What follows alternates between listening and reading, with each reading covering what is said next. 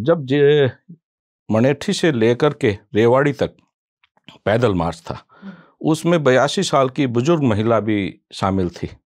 Doctor Banwarilal जी का ये statement कि एम्स संघर्ष समिति उंगली कटवा करके शहीद होना चाहती है, ये एक उस बुजुर्ग माता का अपमान था। ये साबित करता है डॉक्टर बनवारीलाल का शुरू से ही जो रवैया रहा वो पूर्णतः एम्स के प्रति नकारात्मक था। वो चाहते ही नहीं थे कि इस क्षेत्र को एम्स मिले।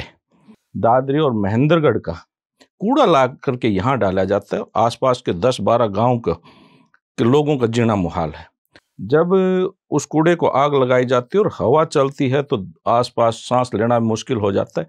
और यहाँ से जो कमजोर प्रतिनिधित्व रहा बावल से, अगर आप इस क्षेत्र ने जो जनप्रतिनिधि चुन करके भेज दिया, अगर वहाँ आवाज नहीं उठाएगा तो फिर कौन देगा? बगैर रोए तो माँ भी दूध नहीं देती। तो ये जो कमजोर प्रतिनिधित्व रहा, उसकी वजह से बावल का विकास नहीं हो पाया।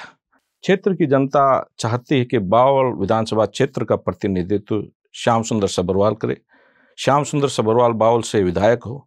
राव साहब बीजेपी के सर्वमान्य बेदाग छवि के कद्दावर नेता है और बावल की जो सीट है उस पे जेजेपी का पुख्ता दावा है और सीट हमारे खाते में आएगी।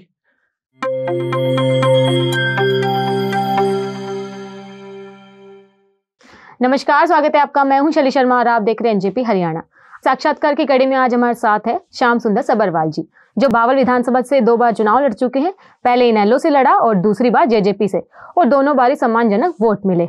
इन दिनों श्याम सुंदर सभरवाल जी इसलिए चर्चा में हैं, पहले बावल से विधायक कैबिनेट मंत्री डॉक्टर बनवारीलाल की तीखी आलोचना करते हैं और अगले ही दिन नववर्ष के बहाने राव इंद्रजीत सिंह से मिलने पहुंचते हैं। सबसे पहले आपका हमारे स्टूडियो में स्वागत है, बहुत बहुत अभिनंदन है। एनजेपी के सभी दर्शकों को सबसे पहले मेरा नमस्कार। नव वर्ष 2024 की हार्दिक शुभकामनाएं, और मैं उम्मीद करता हूं कि परमपिता परमात्मा की कृपा से सभी खुशहाल रहें, स्वस्थ रहें और तरक्की करें, प्रदेश तरक्की करे। चलिए अब शुरुआत करते हैं। सबसे पहले 3 दिन पहले आपने एक प्रेस कॉन्फ्रेंस की, डॉक्टर बनवारीलाल की, बावल से जो विधायक है कैबिनेट मंत्री, आपने उनकी तीखी आलोचना की। कहाँ कमी पाते हैं डॉक्टर बनवारीलाल में? मैंने डॉक्टर बनवारीलाल की तीखी आलोचना नहीं की। जो हकीकत है और सच्चाई, मैंने हकीकत और सच्चाई को उस मीटिंग में बयां किया। ये मेरा एक नैतिक जिम्मेवारी बनती है कि अपने साथियों को, कार्यकर्ताओं को सच्चाई से अवगत करवाऊं। पिछले 10 वर्ष से डॉक्टर बनवारीलाल जी इस क्षेत्र का प्रतिनिधित्व कर रहे हैं और हरियाणा सरकार के अंदर वर्तमान में मंत्री हैं। कोई ऐसा कार्य नहीं है, आप अच्छी तरह वाकिफ हैं कि चाहे वो एम्स का मामला हो, मोहनपुर की गायब हुई लड़की का मामला हो, आप जाएंगे गांव रामसिंहपुरा में जो कूड़े का ढेर लगा हुआ है उसको हल करवाने का मामला हो, और बावल की जो बदहाल स्थिति है उसका मामला हो, डॉक्टर बनवारीलाल पूरी तरह से इन मामलों को हल करवाने में विफल रहे हैं। तो मैंने तो सच्चाई और वास्तविकता से अवगत करवाया, ना कि मैंने उनकी कोई आलोचना की है। आप एम्स की बात करोगे, 2015 में माननीय मुख्यमंत्री जी ने एम्स की घोषणा की थी और इसके लिए इलाके की जनता ने और साथ में ही एम्स संघर्ष समिति ने 129 दिन धरना प्रदर्शन किया।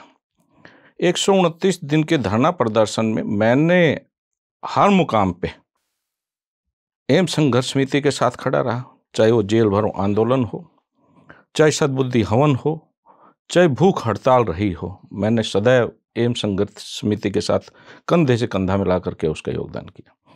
जब मनेठी से लेकर के रेवाड़ी तक पैदल मार्च था, उसमें 82 साल की बुजुर्ग महिला भी शामिल थी। डॉक्टर बनवारीलाल जी का ये स्टेटमेंट कि एम्स संघर्ष समिति उंगली कटवा करके शहीद होना चाहती है, ये एक उस बुजुर्ग माता का अपमान था, इस पूरी क्षेत्र की जनता का अपमान था, बावल विधानसभा क्षेत्र की जनता का अपमान था। एम्स एक महत्वाकांक्षी परियोजना है जिससे केवल बावल विधानसभा क्षेत्र नहीं बल्कि पूरे जिले और साथ में लगते हुए राजस्थान के लोगों को भी फायदा मिलेगा। बाद में उन्होंने ये कहा कि 10 लाख की जमीन के 40 लाख रुपए सरकार ने दिए, कोई फ्री में जमीन नहीं ली, और एम्स कोई हथेली पे नहीं बनता। ये साबित करता है डॉक्टर बनवारीलाल का शुरू से ही जो रवैया रहा वो पूर्णतः एम्स के प्रति नकारात्मक था। वो चाहते ही नहीं थे कि इस क्षेत्र को एम्स मिले।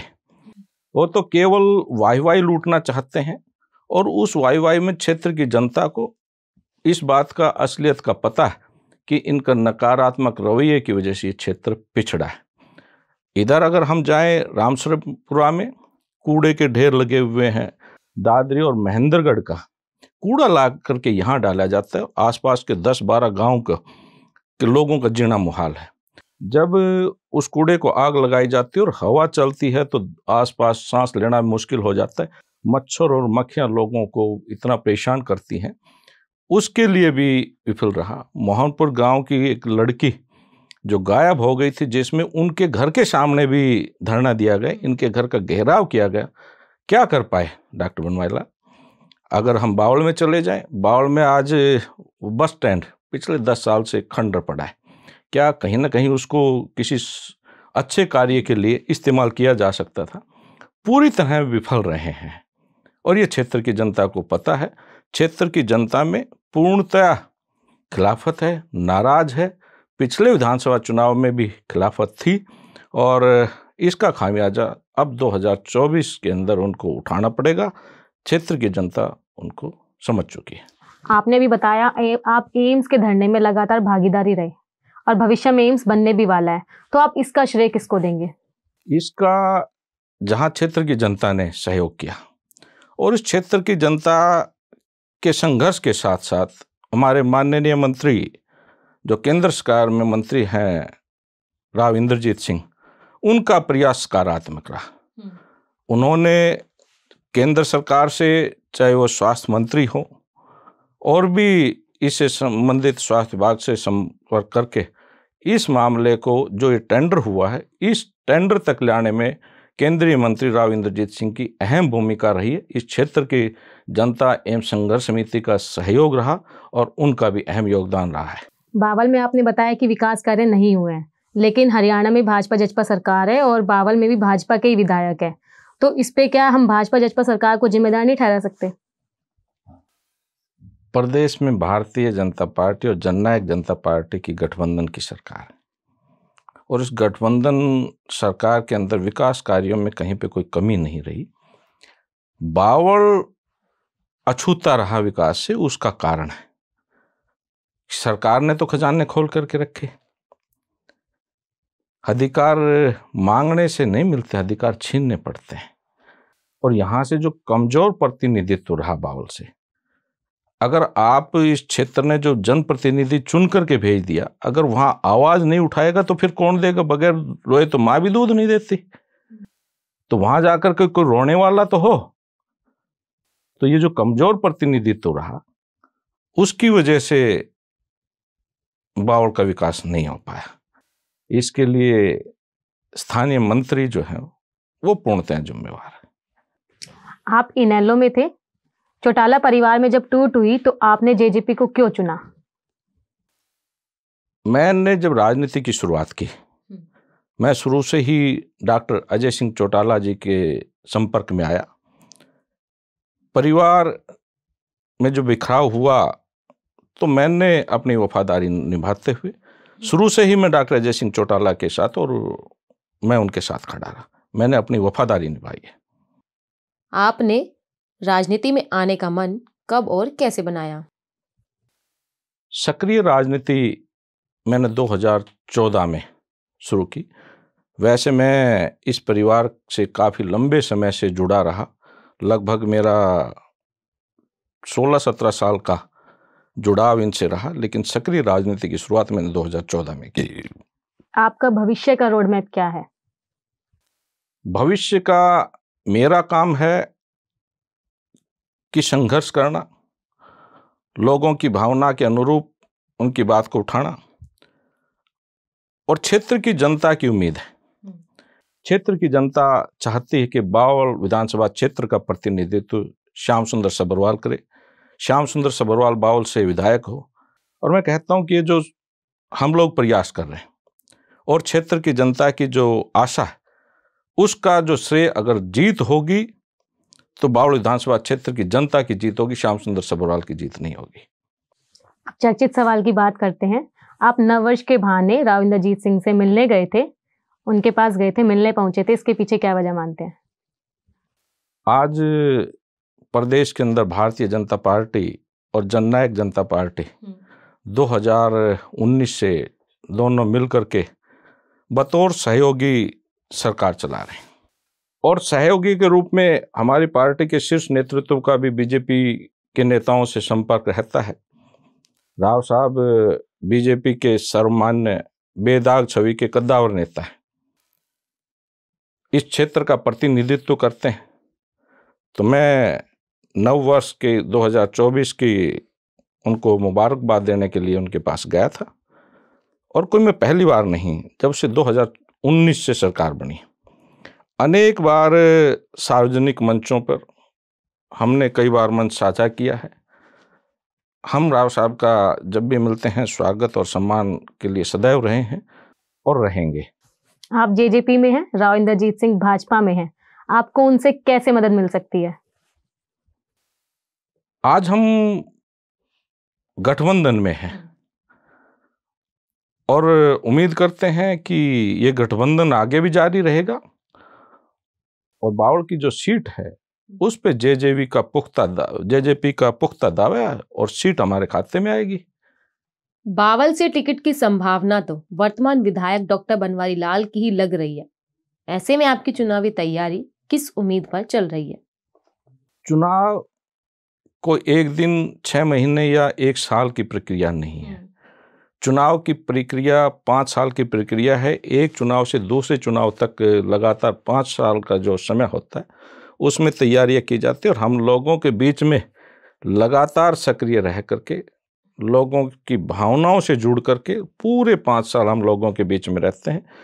हम चुनाव के लिए सदैव तैयार हैं और क्षेत्र की जनता का जो विरोध है, राजनीति में चुनाव लड़ना तो किसी व्यक्ति विशेष की महत्वाकांक्षा तो हो सकती है, लेकिन उसको सफलता के मुकाम पर पहुंचाना तो जनता का काम है और वो जनता जनार्दन जिसके माध्यम से वहां उस कुर्सी पे आसीन होते हैं या उस मुकाम को हासिल किया जाता है, वो केवल जनता ही उसका माध्यम। लेकिन इसी में जोड़ना चाहूंगी, आगे के लिए आपकी क्या क्या रोड मैप हो सकते हैं? बावल के लिए आप क्या क्या काम करेंगे? हमारी जो सोच है वो बावल का विकास हो। सबसे पहले जो बावल की समस्या है, मैंने बताया कि बावल के अंदर जो बस स्टैंड पड़ा है वो बदहाल है, खंडर हो रखा है, उसको किसी अच्छे काम के लिए इस्तेमाल किया जाए। बावल के अंदर जो बाबा साहब अम्बेडकर पार्क है उसका जीर्णोद्धार हो। उसके अलावा ये जो खोड़ ब्लॉक के अंदर पानी की समस्या है, जो डार्क जोन है, उसका निराकरण हो। और सबसे बड़ी जरूरत जो होती है वो शिक्षा और स्वास्थ्य की होती है। स्वास्थ्य के लिए हमारे प्रयास होगा कि अच्छी स्वास्थ्य सेवाएं हो, अच्छे शिक्षा की सुविधाएं हो, ये हमारी सोच रहेगी। और लोगों को रोजगार के लिए घर से दूर ना जाना पड़े। पिछले अगर कुछ समय में उठा करके देखें तो बावल में कोई नई इंडस्ट्री नहीं आई, ताकि यहाँ के बच्चे यहाँ। हाँ, इसी में बताती हूँ आपको, बावल एक बड़ा औद्योगिक क्षेत्र, आईएमटी भी है। भाजपा जजपा सरकार में कोई एक बड़ा नया उद्योग आया है, कोई लगा है नया उद्योग? लोकतंत्र के अंदर अधिकार मांगने से नहीं मिलते, अधिकार छीनने पड़ते हैं। और ये कमजोर जो प्रतिनिधित्व रहा यहाँ से, इस क्षेत्र से, उस कमजोर प्रतिनिधित्व की वजह से वहाँ से सरकार के द्वारा तो विकास कार्य करवाए गए, लेकिन वहाँ से खींच के लाने में माननीय मंत्री जी असफल रहे, जिसकी वजह से उद्योग नहीं आए। 75% युवाओं को रोजगार देने के फैसले को सुप्रीम कोर्ट ने मना कर दिया है, पीछे ले लिया है। उस फैसले पर, सरकार के फैसले पर आपकी क्या राय है? सरकार ने फैसला वापस नहीं लिया, कोर्ट ने लिया है, लेकिन कोर्ट- सरकार के फैसले पर क्या राय है कोर्ट का कि फैसला है। 75% देना है? उसके लिए आगे अपील की हुई है, मामला कोर्ट में विचाराधीन है और कोर्ट के निर्णय का हम सम्मान करेंगे। अब लास्ट में आपका एक आखिरी क्वेश्चन, आप अपनी एजुकेशन और घर परिवार के बारे में बताइए थोड़ा। मैं मूल रूप से गांव बुडोली में से मैंने 10वीं पास की और 10वीं पास करने के बाद में केएलपी कॉलेज से मैंने +2 किया। केएलपी कॉलेज से +2? जी, अहिर कॉलेज से मैंने ग्रेजुएशन की। उसके बाद एमडी यूनिवर्सिटी रोहतक में मैं बीएससी केमिस्ट्री का स्टूडेंट रहा। वहाँ से पूरा करने के बाद मैं गुरु जम्बेश्वर विश्वविद्यालय हिसार का मैनेजमेंट का स्टूडेंट रहा, एमबीए का। उसके बाद मैंने यूनिवर्सिटी ऑफ राजस्थान जयपुर से एलएलबी किया। उसके पश्चात मैंने कुरुक्षेत्र यूनिवर्सिटी कुरुक्षेत्र से एलएलएम किया। मेरे पिताजी एक सर्विस क्लास थे, माता गृहिणी थी, लेकिन उनकी एक सोच थी कि शिक्षा ही केवल विकास का मूल मंत्र है और वो चाहते थे कि मेरा बेटा पीएचडी करे। तो उन्होंने मुझे बड़ा प्रेरित किया कि श्याम तू पीएचडी कर ले। मेरी भी इच्छा थी, लेकिन मैं पढ़ते पढ़ते बिजनेस में की तरफ मेरा रुझान हो गया और मैं फिर उसकी बिजनेस मैंने सेटअप कर लिया। 2 भाई हैं, बड़े भाई बैंक में सीनियर मैनेजर हैं, दूसरे भाई हैं वो भी बिजनेस करते हैं, एक बहन है, बहन शादीशुदा है महेंद्रगढ़। सारा परिवार का प्यार प्रेम, मैं परिवार में सबसे छोटा और परिवार का लाडला हूँ। उनका प्यार प्रेम और आशीर्वाद आज जहाँ मैं हूँ वो उन्हीं की देन है। बड़े भाई जो बैंक में, उनकी मैं क्या हिस्ट्री बताऊं कि उनका आशीर्वाद एक परमात्मा के रूप में सदा रहा है। माँ बाप का आशीर्वाद परमात्मा के रूप में सदा मेरे साथ रहा, पूरे परिवार का आशीर्वाद रहा। और व्यापार सेटअप किया और इस राजनीति के क्षेत्र में सबसे बड़ी अहम भूमिका जहाँ परिवार की, पूरे परिवार की होती है, मेरी अर्धांगिनी धर्मपत्नी, उसकी भूमिका बहुत अहम रही है। 2 बार मैंने चुनाव लड़ा। मुझे भी आज मलाल है कि शायद बाड़ विधानसभा क्षेत्र के कुछ गांव में मैं नहीं भी पहुंच पाया हूँगा, लेकिन मेरी धर्मपत्नी ने 2 बार पूरे क्षेत्र को 2 बार डोर टू डोर, चाहे वो 2014 का चुनाव हो चाहे वो 2019 का चुनाव, दोनों चुनावों के अंदर मेरे से कंधा मिला करके पूरे क्षेत्र को 2 बार डोर टू डोर किया। आज मुझे पूर्णतया उन्होंने, पूरे परिवार ने मुझे फ्री कर रखा है कि आपका जो कार्य है लोगों की जन सेवा करना है। सुबह मैं घर से निकलता हूँ, आज भी मेरे 14 कार्यक्रम थे। मैं पूरी तरह से लोगों की जन भावना के लिए, जन सेवा को समर्पित हूँ और इसके पीछे कहीं ना कहीं मेरी जो ताकत है वो मेरे परिवार की पूरी ताकत मेरे साथ खड़ी रहती है। धन्यवाद, आपने हमें समय दिया। धन्यवाद।